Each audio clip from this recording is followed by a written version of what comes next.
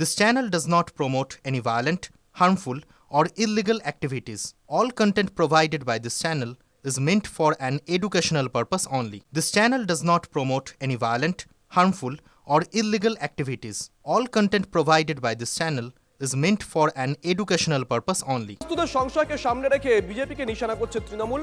পাল্টা তৃণমূলের বিরুদ্ধে সিএএ নিয়ে ভুল বোঝানোর অভিযোগ করছে বিজেপি। নাগরিক হলেন অথচ তার ভোটের অধিকার থাকলো না, এটা মস্ত বড় কোশ্চেন। নাগরিকত্ব দেখে ভোটারের ইসে নামটা তুলে দিন, নাহলে আমরা তো ভেসে যাব। এ যেন একুল উকুল দুকুল চলে যাওয়ার মতো পরিস্থিতি। ধর্মীয় অত্যাচারের কারণে নাকি ওপার বাংলা থেকে এপারে পালিয়ে আসেন পল্লবী মণ্ডল। বাংলাদেশের মায়া ত্যাগ করেছেন আগেই, এবার ভারত থেকেও কি নাম কাটা যাবে? পল্লবীর মতো এমন অনেক মতুয়ার মনে এখন এই প্রশ্ন, যাদের মা বাবা দাদু দিদার নাম নেই 2002-এর ভোটার তালিকায়। আর ভোটার তালিকার বিশেষ নিবিড় সংশোধনে খসড়া তালিকায় স্পষ্ট মতুয়াগড়ে সর্বাধিক বেশি নাম আনম্যাপড। এই মতুয়াদের একটা অংশ নাগরিকত্বের জন্য আবেদন করেছেন, কেউ কেউ পেয়েওছেন, কিন্তু নির্বাচন কমিশন শুনানিতে যে 13টি নথির কথা বলেছে তার মধ্যে তো নাগরিকত্বের সার্টিফিকেট নেই, তাই অনেকেই দুশ্চিন্তায়। নাগরিকত্বের সার্টিফিকেট নিয়ে যদি কেউ যায় তাহলে শুধুমাত্র নাগরিকত্বের সার্টিফিকেটের ভিত্তিতে সে কিন্তু ভোটার তালিকায় নাম তোলার ক্ষেত্রে হিয়ারিংয়ে কোনো গুরুত্ব পাবে না। আর এখানেই নানা রকম প্রশ্ন উঠে আসছে। সার্টিফিকেটটা পেলে ভোটারের ইসে নাম থাকে তাহলে আমরা খুশি হই। আমি দাবি করছি যেন আমার ভোটার তালিকায় নাম থাকে। খসড়া তালিকায় স্পষ্ট বাংলাদেশ সীমান্ত লাগোয়া আসন যেখানে মতুয়ারা নিয়ন্ত্রক, সেখানে ম্যাপিং হয়নি হাজার হাজার মতুয়ার।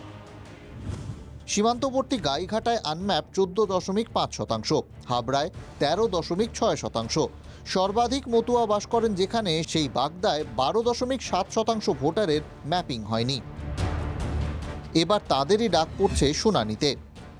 2 মাসের মধ্যে ইলেকশন কমিশন সারা পশ্চিমবঙ্গে এসআইআর করাতে পারে, তাহলে যিনি নাগরিকত্ব সার্টিফিকেট পেয়েছেন তিনি যাতে ওই সার্টিফিকেটে তার ভোটের নামটাও থাকে সেই ব্যবস্থাও তারা করতে পারে।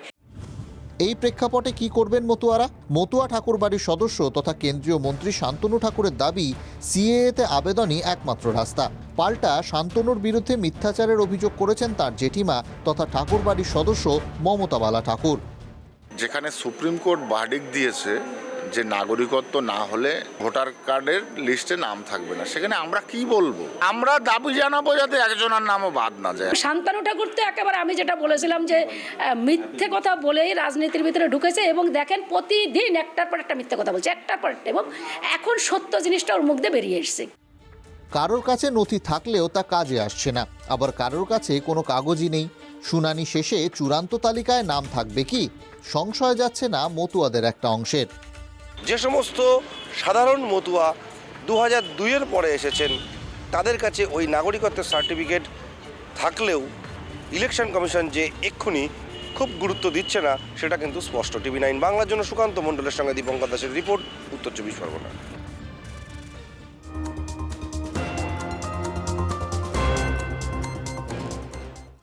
আর এবার নজর রাখবো কাটোয়ার দিকে। খসড়া ভোটার তালিকায় অপরিচিতদের নাম, ভুয়ো ভোটারের অভিযোগ তুলল বিজেপি। মঙ্গলকোট বিধানসভার 4টি বুথের খসড়া তালিকায় 4 জন অপরিচিত পুরুষ আর মহিলার নাম, যারা গ্রামের বাসিন্দা নন বলে দাবি করছে বিজেপি। তালিকা ধরে বিজেপির অভিযোগ, তৃণমূলের কথাতেই খসড়া তালিকায় ভুয়ো ভোটারদের রেখে দিয়েছে বিএলও। পাল্টা তৃণমূলের সাফাই, অপরিচিত ভোটারদের তারা চেনেনি না। 4 বুথের বিএলওরা জানিয়েছেন 4 জন অন্য বুথের বাসিন্দা, ডেটা এন্ট্রিতে ভুল হয়ে থাকতে পারে।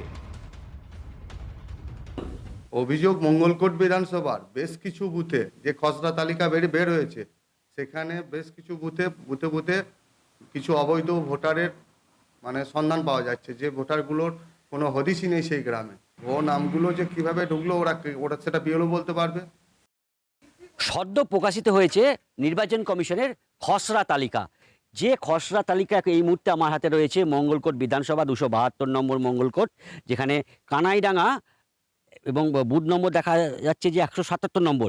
এই নতুন খসড়া তালিকায় একদম 777 নম্বর, এই 777 নম্বরে দেখা যাচ্ছে নাম রয়েছে রাজেশ শেখ, এবং পিতার নাম রয়েছে রাজু শেখ।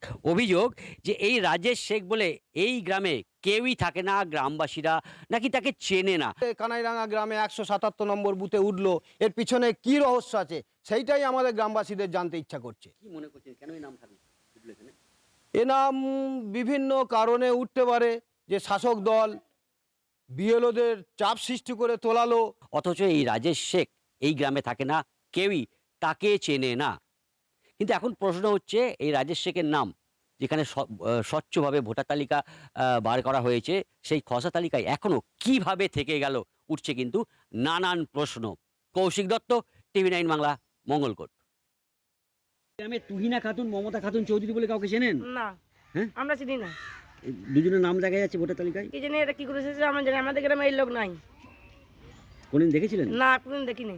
নাম শুনেছিলেন? না, নামও শুনি নাই। তাহলে ভোটার তালিকার নাম কি করে হলো? যে আমরা জানি না, তাহলে আমাদের গ্রামে মুসলিম বলে কোনো আমাদের নামই নাই। তুহিনা খাতুন আর দেখা যাচ্ছে যে মমতা খাতুন চৌধুরী, দুটো নাম চেনেন? না, আমাদের গ্রামে তুহিনা খাতুন, মমতা খাতুন বলে আমাদের গ্রামে কেউ নেই, বা আমাদের গ্রামে মুসলিম বাস করে না, হিন্দু প্রধান গ্রাম। তো ভোটার তালিকার নাম রয়েছে দুজনের, কিভাবে এসেছে সেটা আমরা বলতে পারবো। বিজেপি যে অভিযোগ করছে, অভিযোগ করতে পারে, তারা অভিযোগ যদি করে তাহলে তাদেরকে বলুন যে রাজেশ শেখ যিনি, তারা নিশ্চয়ই চেনে, নইলে অভিযোগ করছে কি করে?